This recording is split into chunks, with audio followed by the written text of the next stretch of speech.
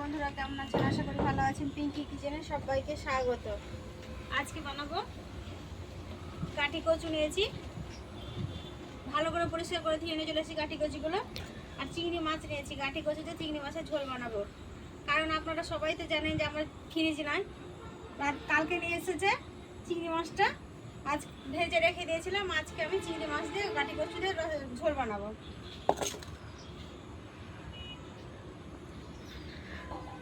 কচুগুলোতে যেহেতু কাদা থাকে, তার জন্য আমি ভালো করে আগে পরিষ্কার করে ধুয়ে নিয়েছি। এবার ছাড়িয়ে নেব।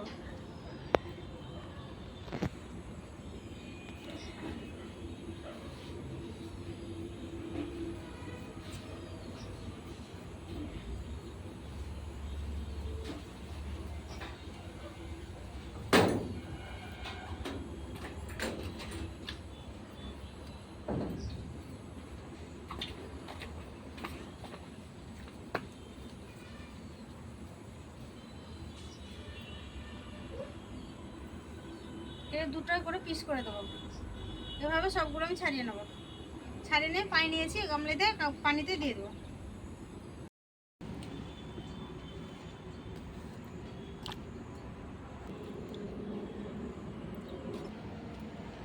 সব কচুগুলো আমার কাটা হয়ে গেছে। পরিষ্কার করে ভালো করে ধুয়ে নিয়ে চলে আসবো। তার আগে আমি উনুনটা জেনে নেবো। উনুনটা জেনে নিয়েছি, কড়াটা বসিয়ে দেবো। কড়াটা যতক্ষণ গরম হতে থাকে, আমি কাঠি কচুগুলো ভালো করে পরিষ্কার করে পানি পাল্টে পাল্টে কল থেকে আমি ধুয়ে নিয়ে আসবো।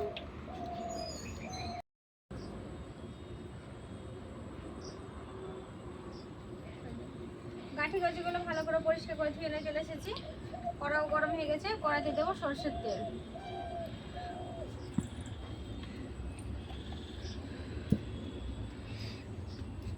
দেবো পেঁয়াজ।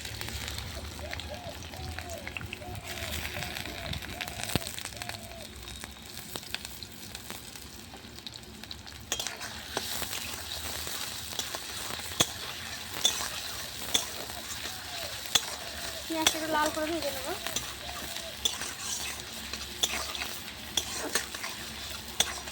যেহেতু চিংড়ি মাছটা আমার আগে থেকে ভাজা আছে, তার জন্য আমি পেঁয়াজটা আগে ভেজে নিলাম।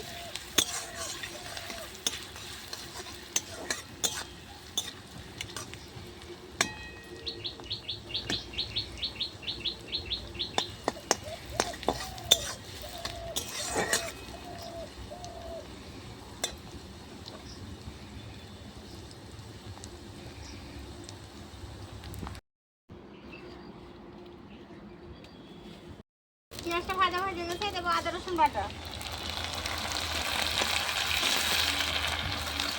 পরিমাণ মতো দেবো নুন, পরিমাণ মতো লবণ গুঁড়ো, ভাজা জিরে গুঁড়ো, পরিমাণ মতো ভাজা ধনে গুঁড়ো। জিরে গুঁড়োটা আরও অল্প লাগবে, তার জন্য দিয়ে দিলাম।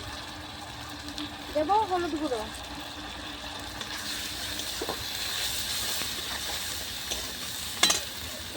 আগে থেকে ধুয়ে রাখা পরিষ্কার করে সব পরিমাণে ভেজে নিয়েছি নুন হলুদ দিয়ে। এবার দিয়ে দেবো।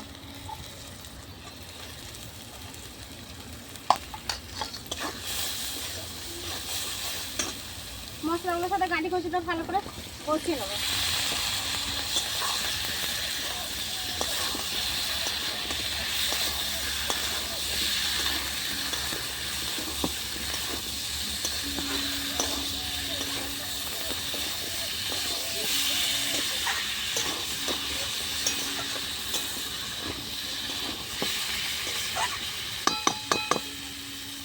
ঢাকা দিয়ে ভালো করে কষিয়ে নেবো।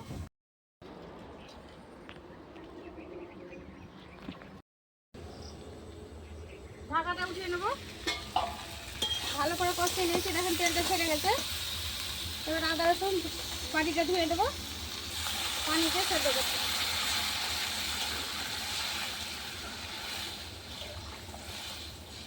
ঝোল হবে, তার জন্য একটু বেশি পরিমাণে পানিটা দিলাম। 10 মিনিটের জন্য ঢাকা দিয়ে দেবো। সেদ্ধ হওয়ার জন্য, কচুগুলো সেদ্ধ হওয়ার জন্য 10 মিনিটের জন্য ঢাকা দিয়ে দেবো। 10 মিনিট হয়ে গেছে, ঢাকাটা উঠিয়ে নেবো। নিয়ে দেবো একবার। কচুটা কতটা সেদ্ধ হয়েছে দেখে নেবো। সেদ্ধ হয়ে এসছে।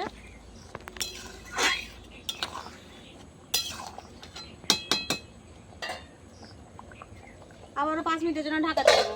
আর অল্প সেদ্ধ হবে, তার জন্য 5 মিনিটের জন্য ঢাকাটা দিয়ে দেবো।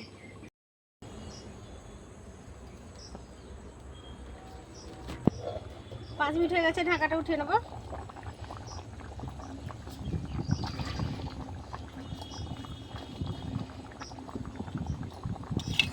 কচুটা হয়ে গেছে, দেখেন কত সুন্দর সেদ্ধ হয়েছে। এই যে সেদ্ধ হয়ে গেছে, এবার আমি নামিয়ে নেবো।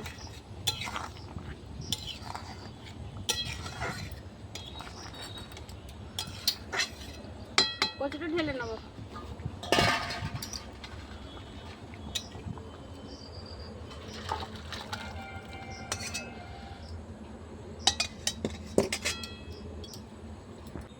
খেয়ে দেখাচ্ছি, আমি ভাত দিয়ে খাবো না আজকে, শুধু মুখে আমি খেয়ে একটু দেখাচ্ছি কেমন হয়েছে।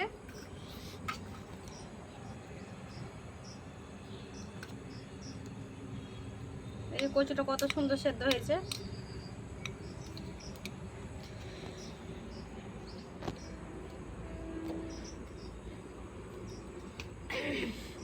দারুণ হয়েছে। এভাবে একবার হলো বাড়িতে বানিয়ে খেয়ে দেখবেন গাছি কচুতে চিংড়ি মাছের ঝোলের রেসিপিটা।